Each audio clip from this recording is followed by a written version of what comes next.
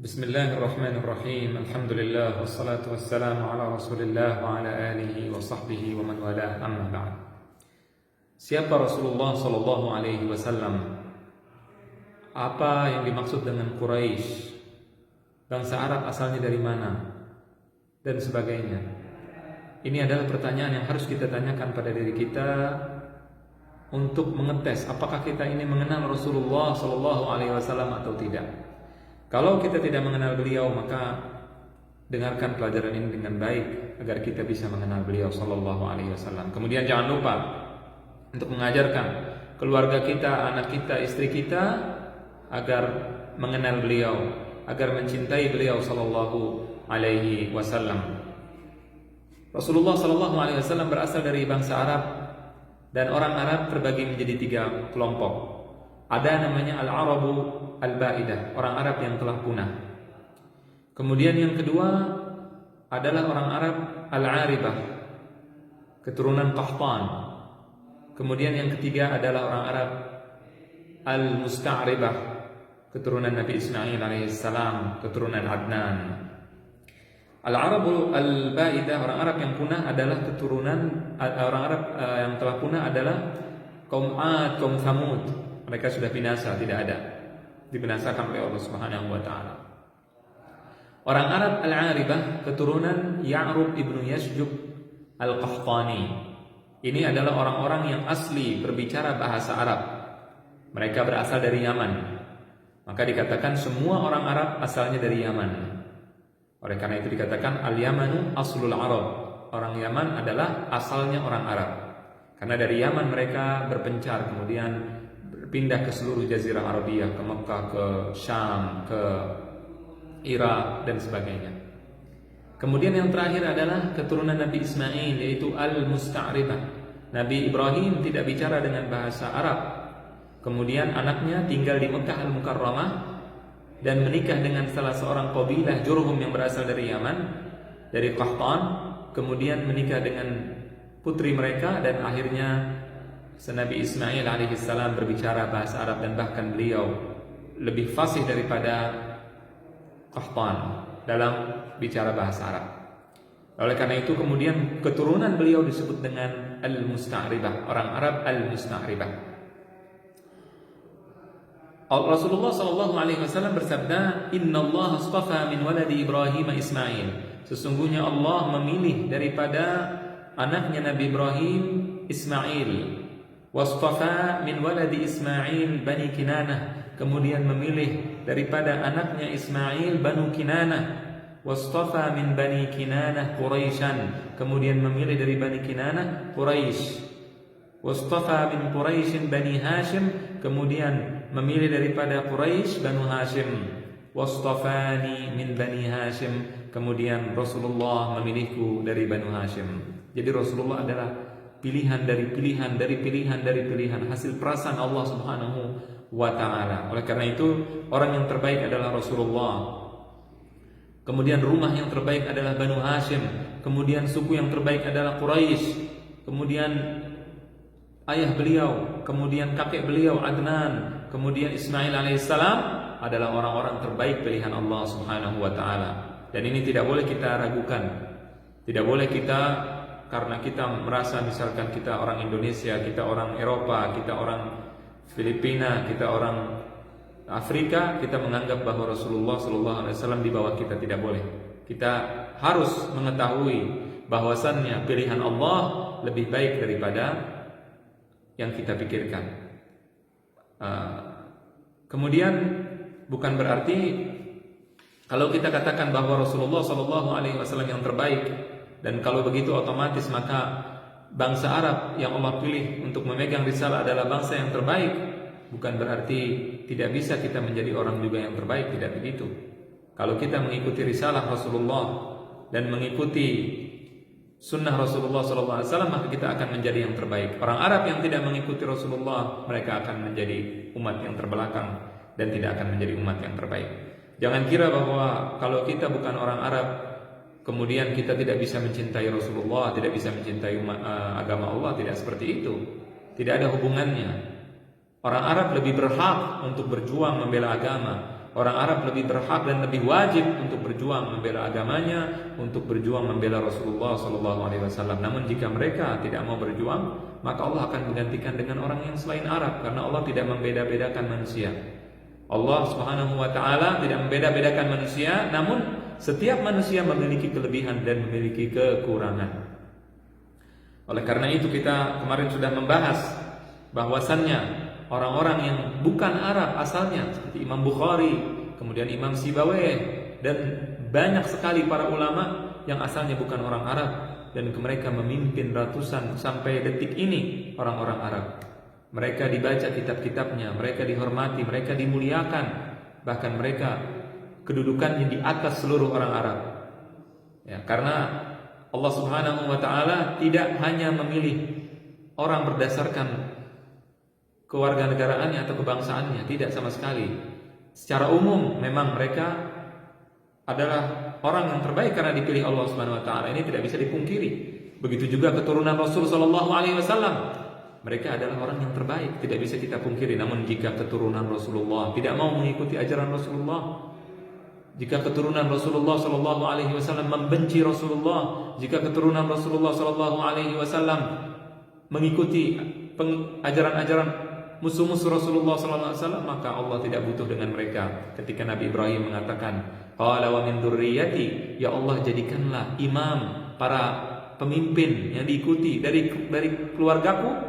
Qala la yanalu ahdidz zalimin, tidak akan mendapatkan janjiku orang-orang yang zalim.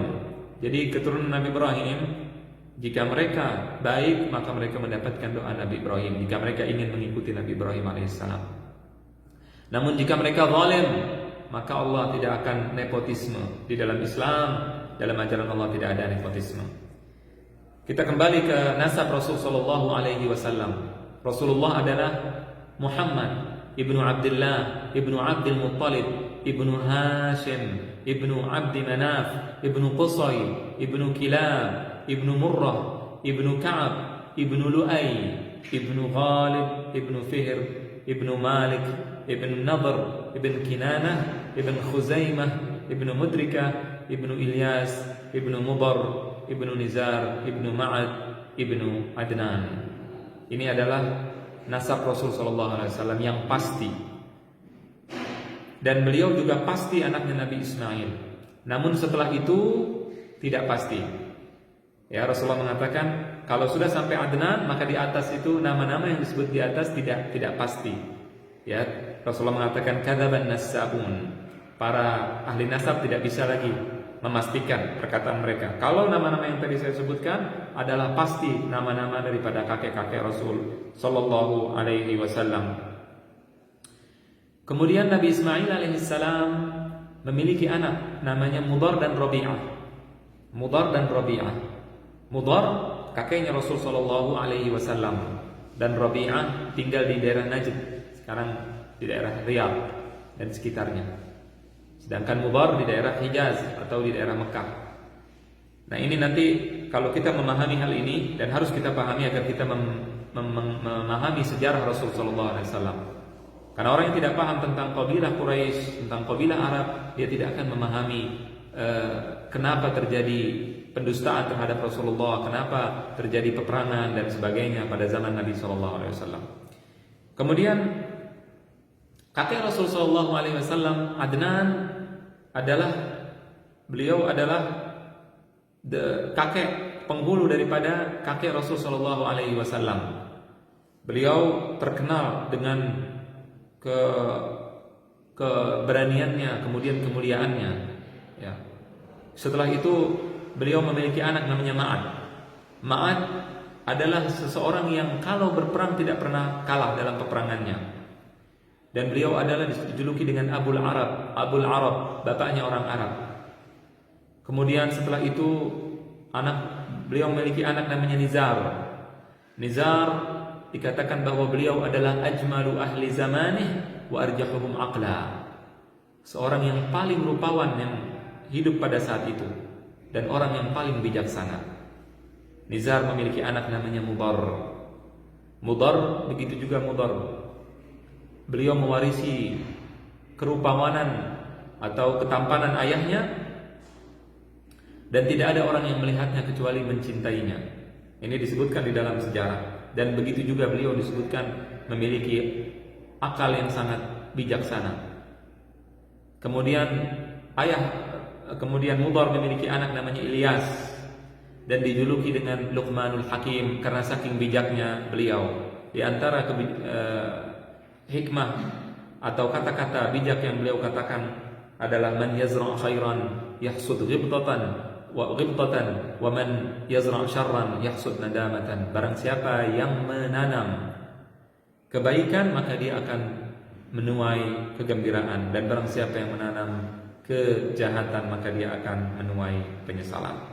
Kemudian Fihr artinya, Fihr inilah yang disebut dengan Quraisy. Jadi kalau disebut suku Quraisy adalah keturunannya Fihr. Yang di atas bukan Quraisy, yang di bawah Fihr ke bawah adalah keturunan daripada yang menurunkan kabilah Quraisy. Jadi semua orang Quraisy mereka adalah keturunan daripada Fihr.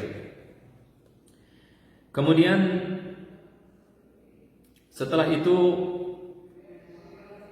adalah Ka'ab. Fihr memiliki anak namanya Ka'ab. Ka'ab ini adalah kakek yang ke-8 daripada Sayyidina Umar ibn Khattab radhiyallahu anhu, dan di antara keutamaannya, di antara sejarah kehidupannya adalah beliau selalu menasehati orang pada hari Jumat, mengumpulkan mereka. Kabilah Quraisy kemudian dikumpulkan dan dinasehati dan diberikan dijamu di rumahnya, kemudian dinasehati agar melakukan kebaikan. Kemudian setelahnya Murrah. Beliau adalah kakek Rasulullah sallallahu alaihi wasallam yang ke-6 dan juga kakeknya Sayyidina Abu Bakar yang ke-6. Ini Abu Bakar suku Quraisy, Sayyidina Umar berasal dari Quraisy. Mereka bertemu tentunya dengan kakek-kakek Rasul sallallahu alaihi wasallam. Begitu juga Imam Malik, kakeknya bertemu dengan Rasulullah di Murrah. Kemudian Kilab, beliau adalah kakek Rasulullah yang dikatakan bahwa Kilab ini yang pertama kali membuat bulan-bulan atau menamakan bulan-bulan Arab yang sekarang digunakan, dikatakan Allahu a'lam. Kemudian Qusay, dan Qusay adalah kakek Nabi sallallahu alaihi wasallam yang sangat agung, yang diagungkan oleh kaumnya, dan mereka menantang Rasulullah ketika Rasulullah sallallahu alaihi wasallam mengajak mengajak kaumnya untuk membenarkan bahwa beliau Rasul. Mereka ingin agar Qusay bin Kilab dihidupkan kembali. Itu permintaan daripada orang Arab Quraisy. Karena Qusay adalah pemuka mereka. Qusay yang mengumpulkan, mempersatukan suku Quraisy. Yang tadinya Quraisy terpencar-pencar, hidup di atas gunung, di atas bukit, kemudian dikumpulkan oleh Qusay bin Kilab di daerah Makkah Al-Mukarramah. Mereka hidup di sekitar Makkah, di pegunungan Makkah, namun dikumpulkan oleh Qusay di bawah dan di tempat yang baik. Oleh karena itu beliau disebut dengan mujammi', yaitu pemersatu. Dikatakan dalam sebuah syair, abukum Qusay kana yud'a mujammi'a. Ayah kalian Qusay disebut dengan pemersatu. Bihi jama'allahu al-qabaila min Fihri. Dengannya lah Allah Subhanahu wa taala mengumpulkan kabilah-kabilah daripada Fihr atau Quraisy. Tadi saya katakan bahwa Fihr adalah Quraisy. Kemudian setelah itu, di antara keutamaan daripada Qusay adalah beliau orang yang pertama kali memperbaiki Ka'bah, memperbaharui bangunan Ka'bah setelah Nabi Ibrahim alaihi assalam. Kemudian beliau juga melarang anak-anaknya daripada meminum khamr atau minum-minuman keras. Beliau tidak melarang karena agama, tapi melarang dengan akalnya. Dia menganggap bahwasannya minuman keras tidak ada manfaatnya. Maka Qusay melarang anak-anaknya untuk minum minuman keras.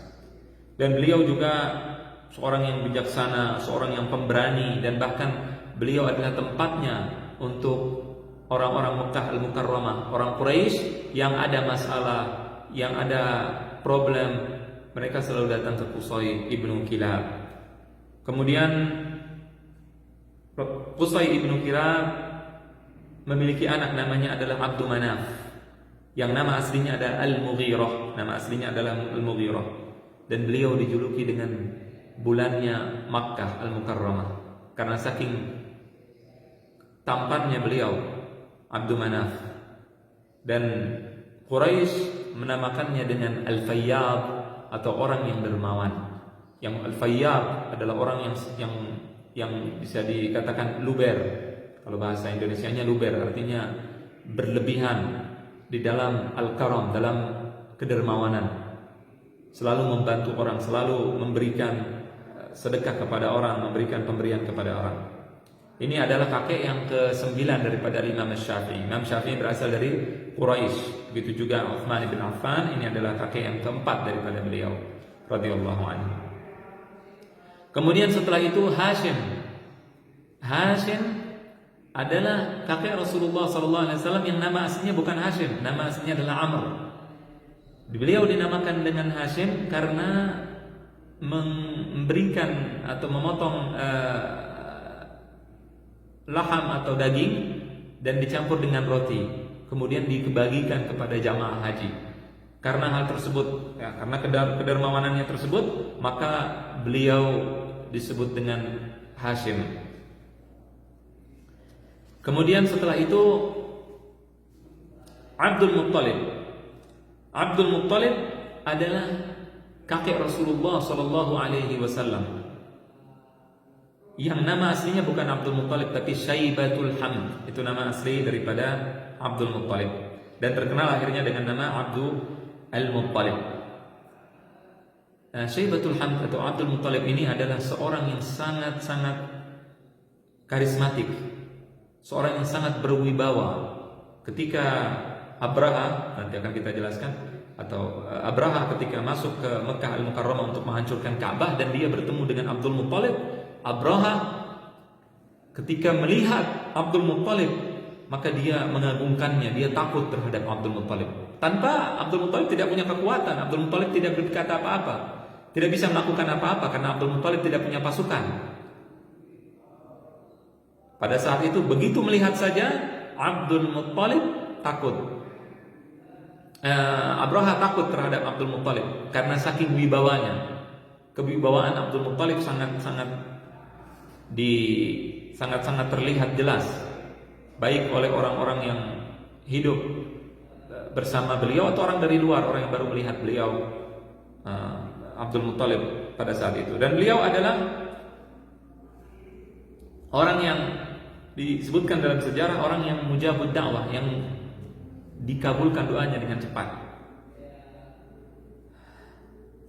Dan Rasulullah Shallallahu Alaihi Wasallam sering duduk di tempatnya Abdul Muttalib, sehingga Abdul Muttalib sebagai pemuka suku Quraisy selalu mendapatkan atau didatangi oleh tamu-tamu yang datang.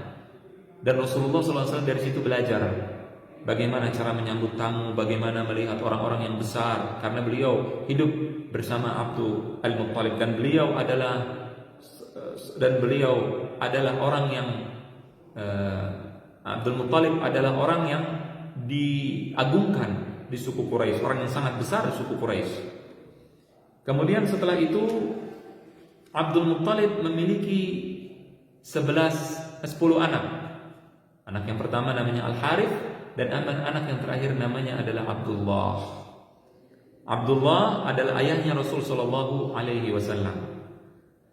Abdul Muttalib tadinya tidak punya anak, anaknya cuma satu laki-laki. Dan ketika beliau tidak punya anak, dia merasa lemah, karena pada saat itu orang-orang yang punya anak laki-laki memiliki kekuatan. Ketika dia berjalan dilindungi oleh anak-anaknya, anak-anaknya jalan di depannya melindungi ayahnya. Oleh karena itu, karena dia punya anak cuma satu, maka dia diremehkan oleh sebagian orang, dan di situ dia bersumpah, kalau seandainya Allah memberikan aku anak, maka memberikan aku 10 anak, maka aku akan menyembelih salah satu di antara mereka. Maka setelah beliau diberikan oleh Allah 10 anak, dia ingat akan nadarnya, dan dia ingat akan sumpahnya dan janjinya. Kemudian dia mengajak 10 anaknya menuju Mekah, menuju Ka'bah, karena dia berjanji akan menyembelih salah satu mereka di depan Ka'bah. Dan Abdul Muttalib menjelaskan kepada anak-anaknya tentang janji dan tentang nazar yang telah beliau ucapkan. Setelah anak-anaknya taat menaati Abdul Muttalib, kemudian mereka datang ke Ka'bah dan mereka mengundi. Abdul Muttalib mengundi, menulis 10 nama mereka, kemudian diundi. Yang keluar namanya akan disembelih dan akan dipenggal sebagai nazar, persembahan untuk Tuhan-Tuhan mereka. Kemudian ketika Abdul Muttalib menggerakkan undian tersebut dan kemudian mengeluarkan kertas yang berisi nama, kemudian dibuka, kemudian yang keluar adalah namanya Abdullah, ayah Rasul sallallahu alaihi wasallam, dan Abdullah adalah anak kesayangan Abdul Muttalib. Maka di sini Abdul Muttalib bergegas mengambil pisau untuk memenggal Abdullah anaknya. Ketika beliau akan melakukan hal itu, orang-orang yang di sekeliling Ka'bah melihatnya dan mereka segera lari kepada Abdul Muttalib dan bertanya, "Apa yang kau lakukan? Apa yang akan engkau lakukan kepada anakmu Abdullah?" Mereka mengatakan, kemudian Abdul Muttalib menceritakan kisahnya dan akhirnya orang Arab melarang. Teman-temannya Abdul Muttalib melarang, mencegah dan mengatakan, "Kalau engkau wahai Abdul Muttalib melakukan hal tersebut, engkau adalah pembesar kami, ketua kami, maka akan menjadi sunnah, akan menjadi teladan bagi orang Arab jahiliyah, bagi orang Arab Quraisy untuk melakukan apa yang kau lakukan. Mereka akan menyembelih anak-anak mereka yang laki-laki. Oleh karena itu jangan kau lakukan hal tersebut wahai Abdul Muttalib." Kemudian Abdul Muttalib mengatakan, "Aku telah berjanji." Akhirnya mereka pergi kepada akhirnya ada yang memberikan saran dan ide kepada Abdul Muttalib. Mereka mengatakan, "Wahai Abdul Muttalib, pergilah kepada kabilah Bani Hashim atau kahana.